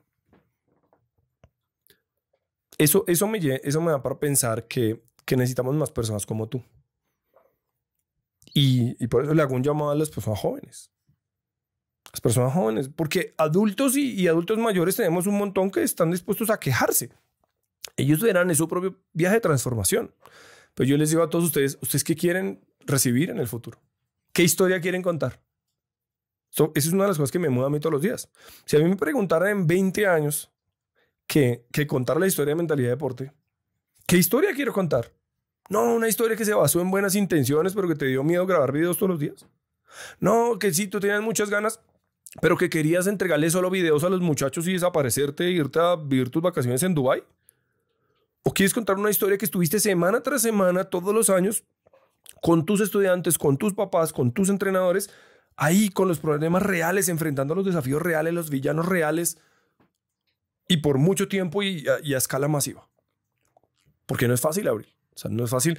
Si, tú que seguro has experimentado la presión social en el deporte, no es lo mismo estar delante de 5 personas que en mayo de este año 8 millones de personas vieron los contenidos. O sea, de mentalidad de deporte. ¿Sabes el bullying que recibí y sabes los aplausos que recibí? O sea, 50% de bullying y 50% de aplausos, ¿no? Pero ahí es donde yo digo que vale la pena. Y tu generación y la generación joven tiene que vencerse. O sea, tiene que vencerse y decir, no, espera un momento, yo amo mi deporte, siento que el deporte es mi espacio, siento que es mi pasión, siento que... ¿Qué voy a hacer por mi deporte? Así sea entrenar con ganas y con pasión todos los días. Maravilloso. Eso puede hacer la diferencia en la vida de un ser humano. Entonces piensa, y yo siempre digo, cuando los locos seamos más, los locos serán los demás. Si instalamos esta manera de pensar, vamos a dejar y nos vamos a desatar todos a ese éxito vacío que también nos vendió el deporte, ¿no? Que si llegas a profesional, eres valioso. Que si tienes medalla olímpica, o medalla panamericana, o medalla suramericana, o lo que fuera, entonces eres valioso. No, chao. Eso será una consecuencia de todo lo que hagamos. Pero si nos ponemos a nosotros en el centro, utilizamos al deporte como un vehículo de transformación, pues vamos a recibir en el futuro y las nuevas generaciones y la nuestra y la tuya cuando seas mayor, pues un maravilloso deporte. O sea, lo que hoy vivimos en el deporte, que en muchos casos es terrible, es heredado y es consecuencia de lo que sembramos de aquí para atrás. Que es lo que la mayoría de adultos no queremos hacernos cargo. Tú ves allá afuera todos señalando con el dedo y dicen, es que fue no sé quién, es que fue mi entrenador que me maltrató, es que fue la corrupción. Claro, pero tú hiciste parte de ese sistema durante ¿cuánto tiempo? ¿Qué hiciste para cambiarlo? ¿O te quedaste aplaudiendo y haciendo que no pasaba nada? Para que te dieran una medalla y te callaran la boca con un patrocinio o con alguna cosa. Entonces ese, no me lo preguntaste, pero creo que ese podría ser una gran conclusión de todo este viaje en el deporte. Uy, ya casi me da sentimiento porque incluso es algo que me gustaría compartirle, que en muchos videos que he visto de la academia, he llorado. He llorado porque me tocan como lo más profundo de mi camino, me he sentido muy identificada. Y una de las cosas que sí me gustaría, por ejemplo, recalcar, una vez estaba escuchando uno de los en vivos que yo no pude asistir porque todavía no estaba inscrita en ese momento, pero que le mencionaba, le preguntaba cuáles eran sus objetivos a cada uno de los chicos que estaban en esa sesión. Y algunos como que todavía decían, yo quiero alcanzar tal cosa, pero como que, y ustedes les preguntaban, ¿pero por qué? Y como que no tenían bien afianzado la razón. Y yo me acuerdo que antes de que ellos respondieran, yo pensé mi objetivo y cuando decía, no era una medalla en sí, sino el llegar a un lugar donde yo nunca creía ver que podía llegar y compartirlo con las personas que quiero, creo que es lo que me hizo llorar en ese momento que dije, sí, eso es donde yo creo que vale la pena, ¿no? Como bien lo menciona, no olvidarse de que somos seres humanos antes de que somos deportistas, porque eso luego se maneja mucho. Y creo que cuando yo empecé a cambiar esa mentalidad, entonces lo ves totalmente, bueno, de una manera totalmente diferente y empiezas a hacer las cosas pues en favor a ti y no en contra, ¿no? No en contra de tu salud física y mental, como lo menciona. Entonces, no, me parece muy gratificante tenerlo aquí en este espacio para que nos pueda compartir todo esto y le agradezco demasiado, no solo a usted, sino a los demás que forman parte de la comunidad, porque como, es muy bonito cómo nos podemos como retroalimentar en la comunidad, que algo nos funciona a nosotros y lo podemos compartir con los demás. No, a ti gracias, Abril, no solo por la invitación, sino por haber sido de esas personas que se reta y tiene apertura tal vez a oír una mirada poco convencional del deporte, porque yo sé que es poco convencional y te lo digo porque estoy escuchando todos los días las diferentes perspectivas a nivel mundial del deporte, y que en ese viaje de coraje, pues el coraje más grande no fue ni siquiera prestarnos atención a nosotros, sino empezar a escucharte a ti misma. Es lo más difícil porque hoy tenemos muchos mecanismos para no escucharnos, para evadirnos. Muchos dicen inclusive, uy, a mí cuando me dicen esa frase se me eriza la piel. El deporte es mi escape en la vida. Ya yo digo, alerta roja, porque entonces cuando te lesiones vas a caer en una depresión terrible. ¿Cómo te vas a meter en un hueco y no te van a poder sacar? O sea, eso, traducción. Tu vida es tan terrible que vas al deporte a buscar algo que no te puedes dar en tu vida. Ahí hay una disfunción, Abril. No podemos ir a buscar a un ambiente, y tú lo conoces porque compites en rendimiento. ¿Cómo vas a ir a buscar a un ambiente con tanta presión y con tanta incomodidad y con tanta envidia y con tanta cosa que tiene el rendimiento? ¿Cómo esa va a ser la salvación de tu vida? O sea, si ya es caótica la cosa, no puedes subir a algo que lo único que te va a hacer es que te va a devolver, o vas a hacer como una pared, vas a ir a 200 por hora y te estrellas contra la pared de frente. Eso es lo que te va a hacer el deporte. El deporte te va a sacar lo que tienes dentro. Y personas como tú que se desafían, a mí en lo personal me llenan de ilusión. Muchos me han dicho a través de mi vida que he sido un poco iluso, ilógico, irrealista, pero aquí hasta este punto nos ha traído ese irrealismo. Tal vez si hubiéramos sido un poco más cuerdos, no habíamos podido impactar a tanta gente. Y creo que personas como tú comparten un poco esa visión de algo que otros miran como estos son raros, pero ya les llegará su momento en el cual las palabras les hagan sentido, en el cual todas estas cosas que compartimos, cuando lo vivan, ¿no? Cuando lo vivan y lo experimenten, porque como me gusta decirlo siempre, no me crean, experimentenlo, llévalo a tu vida y verifica si es verdad o no es verdad, si estamos desfasados, si esto es ilógico o no es ilógico. No te quedes solo en la cabeza demonizando ideas o poniendo barreras o no, ponlo en práctica, llévalo allá a la vida real. Y personas como tú que se están desafiando no solo en su crecimiento, sino en su rendimiento y en algo de propósito como es esto, que es dar de ti, compartir algo de ti. Creo que estamos llamados y ojalá esto también sea fuente de inspiración para muchas otras personas que hagan cosas parecidas, se compartan a ellos, ¿no? Creo que eso es una de las cosas que una década atrás para mí era muy difícil, y era compartirme en total vulnerabilidad. Y cuando ya te sacas todo eso de encima y te compartes tal cual eres, creo que ahí es donde llega una verdadera trascendencia y te sacas el miedo, te sacas, o sea, pierdes como toda noción de limitante mental que tenías y simplemente vuelas y ya te echas a andar. Y bueno, creo que en el día a día yo me lo disfruto. También te invito a que ojalá te hagas lo mismo, y de cualquier manera que podamos apoyarte, ya sabes que cuentas con nosotros. Pues muchísimas gracias. Yo le iba a hacer unas preguntas que normalmente les hago a todos los demás, pero creo que es tan completo que ya se mencionó todo, y me voy muy, muy contenta con esta plática. De verdad, una vez más, muchas gracias. Y pues ya nos estaremos viendo ahí en la academia. Gracias por esto y bueno, ya les estaremos compartiendo. A ti, muchas gracias por la invitación y el espacio.